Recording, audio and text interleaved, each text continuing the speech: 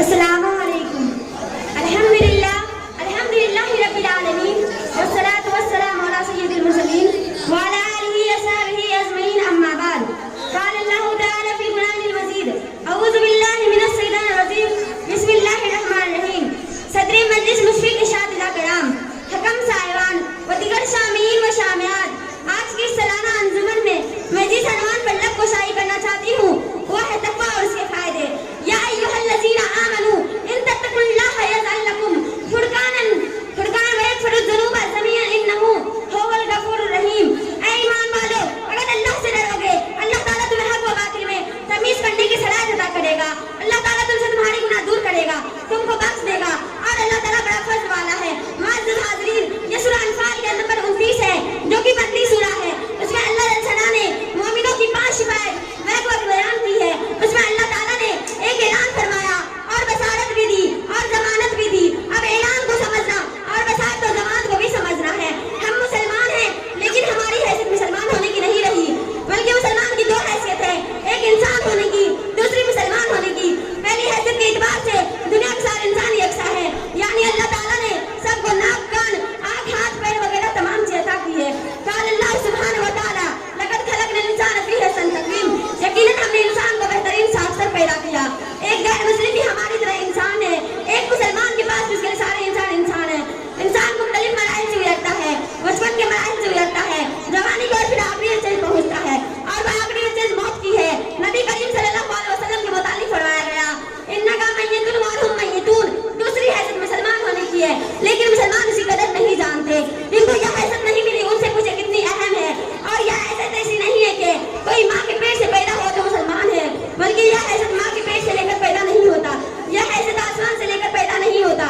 اس لیے مسلمان بننا پڑتا ہے، اور کچھ ارادے کی ضروری ہوتی ہے، کچھ ایسا کام کرنا پڑتا ہے، اور کچھ قربانی دینی پڑتی ہے، جب جا کر اس حیثیت کو پہچانتا ہے. اور وہ جب اس حیثیت کو پا لیتا ہے تو اللہ تعالیٰ بھی اس کے لیے اپنے قانون کو متعلق کر دیتا ہے. انسان کے اندر جب یہ حیثیت پیدا ہوتی ہے تو اس کے اندر ایک طاقت پیدا ہوتی ہے. اللہ رب العزت اس خواہشات کو پورا کرتا ہے، اس کی تقدیریں بن جاتا ہے، ورثہ برس کے قانون کو بدل لیتا ہے. جیسے ابراہیم علیہ السلام کو آگ میں ڈالا گیا تو اللہ تعالیٰ نے آگ سے کہا یا نار کونی بردا وسلاما علی ابراہیم، تو وہ ٹھنڈی ہو گئی. معزز حاضرین، حضرت ابراہیم علیہ السلام کی یہ خلیل محبت اللہ کی تھی. انہوں نے سب چیزوں کو اللہ کی راہ میں قربان کر دیا تو اللہ تعالیٰ نے اس کے لیے اپنے قانون کو مطالعہ کر دیا. اس طرح حضرت موسیٰ کے لیے اپنے قانون کو بدل دیا.